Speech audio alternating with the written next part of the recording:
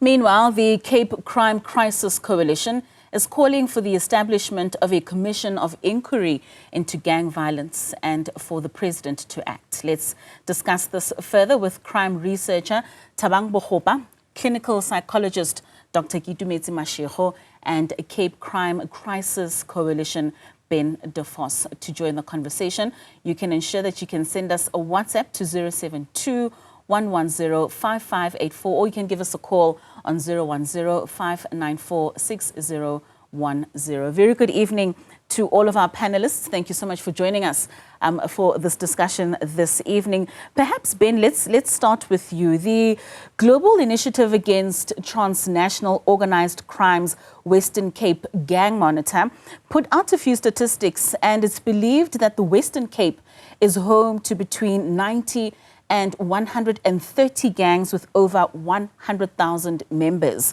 What is your understanding of gangsterism in South Africa as a whole, and how has it evolved over the past couple of years?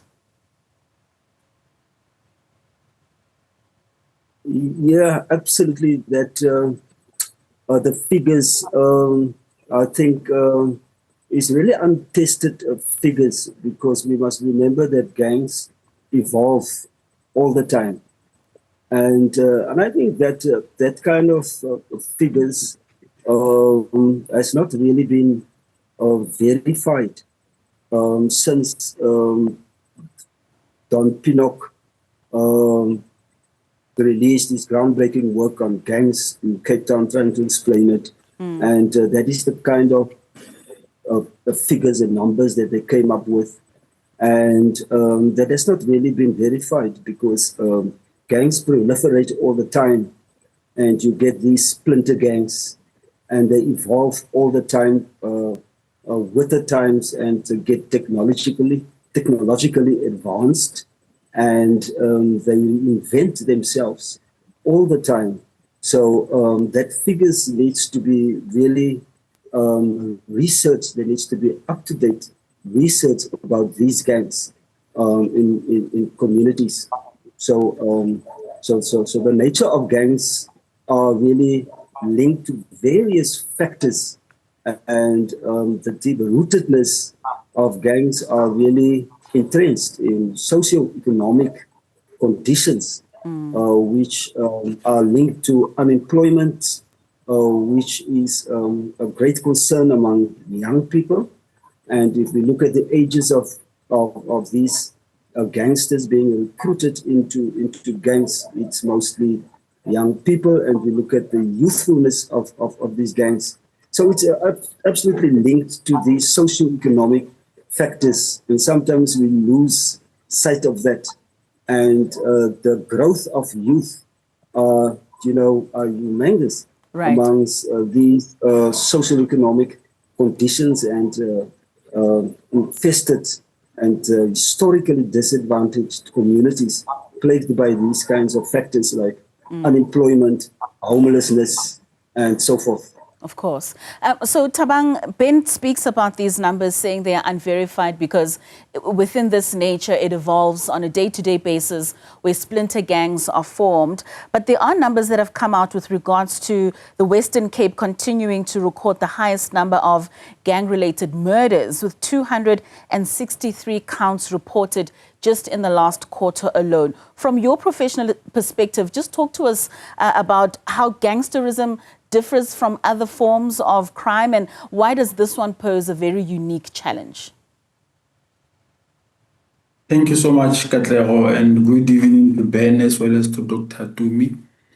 Let me just highlight the fact that what makes gangsterism more difficult to curb as a criminal conduct is the fact that you no longer have witnesses or people who are voluntarily willing to testify against the gangsters, which makes it very difficult now for the criminal justice to successfully prosecute some of these gangs. But then let us also look at the fact that some of these young men in the Cape likely have lived in Cape for more than 3 years. Some of them have been initiated or recruited into gangsterism at a very young age. So by a tender age of around 18, they no longer fear South African criminal justice system. Meaning whether you take them to prison for a year, for 2, for 3, it means nothing to them. And the fact that the people in Cape are no longer feeling safe to go and testify. You'll know that South Africa no longer enjoys or has a strong witness protection. So if you are a witness, you go to testify, you testify on your own. So it means that people can enjoy to do crime, go and stay for 6 months, and then they get acquitted, they come back to the society. And it is even glorified. It is even seem as if you are more safer when you are part of a gang than when you are not associated to gangsterism. And of course, then it is not easy to distinguish between that entire community to say who is really part of a gang for criminal activities or who's just part of that gang as a societal group of young men living together in the same area or in the same Cape Flats. So that's the challenge, distinguishing between whether someone is really in that activity for criminal purposes or they are just part of a society that makes them feel safe, because there's a lot of protection of territories. So if you are not part of any protection through gang, you are likely exposed. So that's the challenge that I think Ben might be speaking to about the stats not being clear. But we realize that Cape Flats are leading in terms of gang murders and also gang-related offenses in South Africa. That's the unfortunate part. And we'll touch on that, and just also how we are seeing the sprouting of more gangs across other parts in the country. Maybe, Doc, let's bring you in there. The two gentlemen speak about the reasons why people form part of gangs. And what's even more scary is the fact that a lot of people are joining gangs at a very tender age. And as Thabang has said, by the age of 18, one has no fear and they are running these gangs in the way that they are. Maybe just talk to us about the family dynamics and the community disintegration that we are seeing that leads a lot of these young men to be a part of these gangs and be recruited at such a tender age. Thank you for having me. You know, gangs are indicative of what a wounded society we're living in. And sadly, I think the first speaker spoke about the socio-economical, political factors that, you know, influence why there's a rise in gangsterism.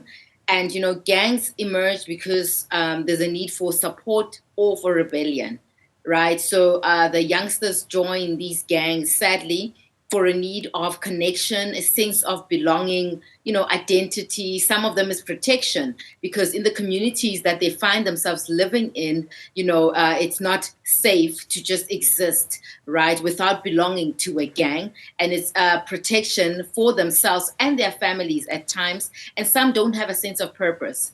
Right, in a community that in the society we're living in now, people don't have people they look up to. Some of them are in the gangs, and there's a lot of idling. The youth is idling. There is no community centers. They don't have anything to do after hours, for example, after school. And it's really some of the predisposing factors that have us where we are. So I think we're actually at a crisis point at this moment whereby we really need to intervene, whereby the youth, you know, find purpose in other areas, other arenas of, you know, society where they can become the best versions of themselves and look up to people who, you know, really strive to motivate them. But I think the society is the current status of what's happening regarding gangsterism is a reflection of how wounded we are as society. And speaking about that wounded society, Ben, would you attribute some of those societal issues to historical issues, the apartheid system, the systemic inequalities that we see, especially amongst our underprivileged communities, that this fuels a lot of the gangsterism?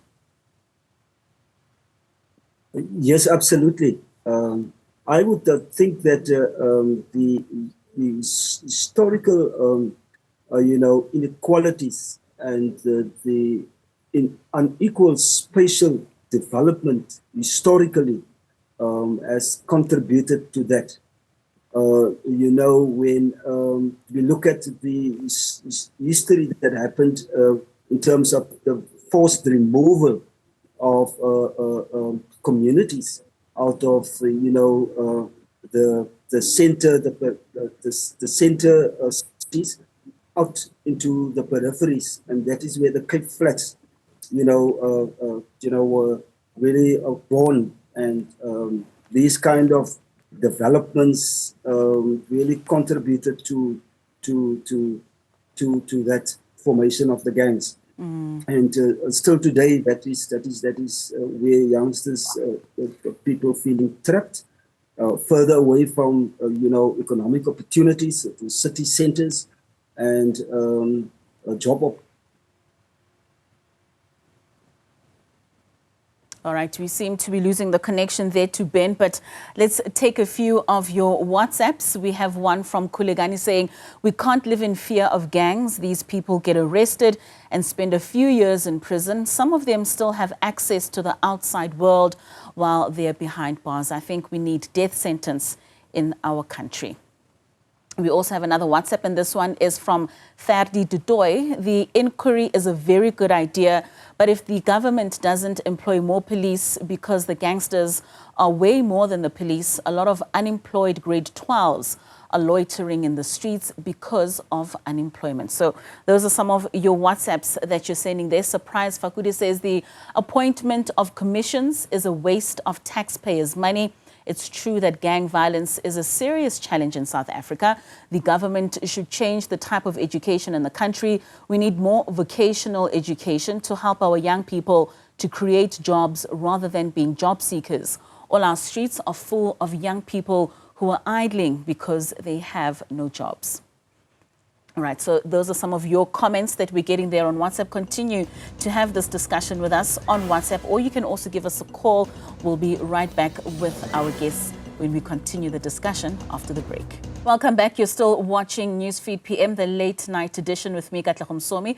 As we are speaking about the plight of gangsterism, the Cape Crime Crisis Coalition has called for an inquiry into gang violence, and we're having that discussion and the impacts of gangsterism in the country. We continue to get some of your WhatsApps. We have one from Roni Mohase, and Roni says we don't need another commission of inquiry, but drastic action to combat gang violence. The money spent on commissions should be used for intelligence and policing. All right, and the next one says gang violence needs no commission of inquiry. Send in a special police task force to Cape Flats and set up dedicated special courts. At the same time, speedily address these special issues, including congestion. Also address the matter of poverty, as well as proper and accessible education facilities. That's Kwazangashe Gomkhulu, who's sending us that WhatsApp. So let's continue our discussion. We seem to have lost Ben for now, but perhaps we'll continue with our two guests. Skitu, maybe let's also talk about the last WhatsApp spoke about access to education. How important is that where young people are not educated throughout the 12 years of their schooling, and what impact does a certain level of education have in being recruited into these gangs? Definitely that plays a role because the youth is idling. You know, there's issues of poverty. And I think the previous speaker spoke about, you know, how pre-1994, you know, just the infrastructure and how things were, the unfairness.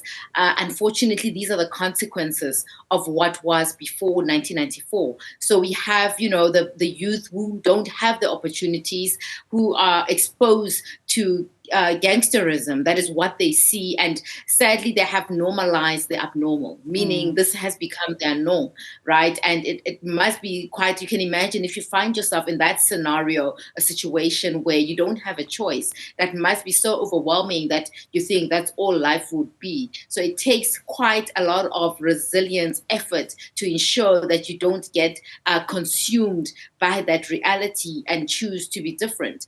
And it's not always easy for the youth. So, you know, we can really empathize with them and wonder what it is that we expect them to do in such a scenario where this is all that they know. And unfortunately, things like your community projects after school, you know, the youth is idling. They don't have things to do. And things like drugs, alcoholism, gangsterisms are what becomes the norm for them. And sadly, they fall trapped into that. And we must understand that there's also peer pressure and there's also a lot of fear that is sometimes instilled in them. So they attempt to protect their families or themselves, or to attempt to make a living because of where they find themselves in, where they did not choose to be there. I mean, the youth did not choose to be where they are, and that's where they find themselves, having to grow up and make something of their lives. So we really need to understand that we are at crisis point, and really government needs to act, whereby the legal system, the policing system really plays a role in ensuring that we build a better future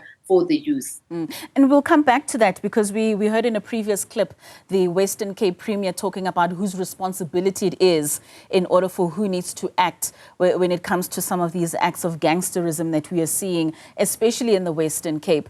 Thabang, I mean, we saw a WhatsApp talking about gangs that are in prisons and how they have access to the outside world. And I mean, the province of the Western Cape is quite popular for a lot of prison splinter gangs, the 28s, the Americans, the hard livings, the ghetto kids, the JFKs, you can go on and on. How much of an influence do those that are in prison have on the gangs that exist in the outside world? So let us firstly just mention that we have more than 160,000 inmates just in Western Cape. So that is a huge number. But also, you'll realize that once the kingpins or the principal perpetrators are inside the prisons, they can easily operate their own gangs and other gangsters from outside prison while they are in prison. So it's a very deep challenge. But then let us also go and look deeply into other issues. Western Cape is a highly politically contested province.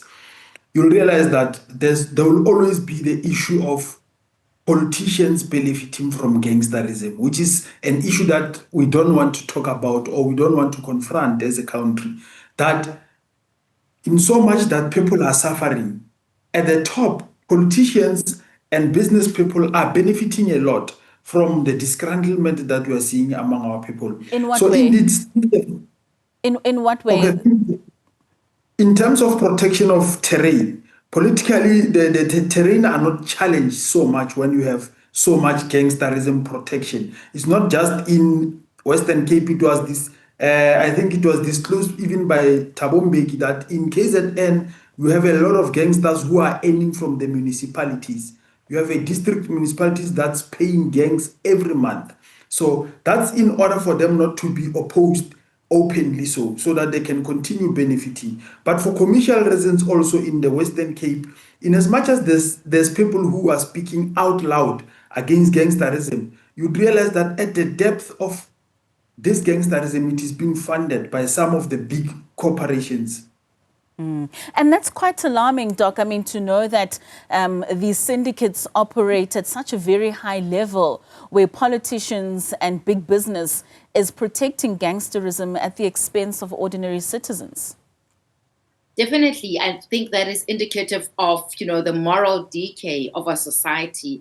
And my question is, what happens to the future generations, right? If this is where we are at in 2025, you can imagine what happens to the children that are to come up in the future. Where do they run to? What do they do if, the legal system, the political system, and also the education system, the social justice system, everyone seems to be failing the most vulnerable, putting them at risk. And once they become criminals or they become gangsters, it's, even I as a psychologist cannot help them, right? Because the prognosis is so poor, because they develop, things like your antisocial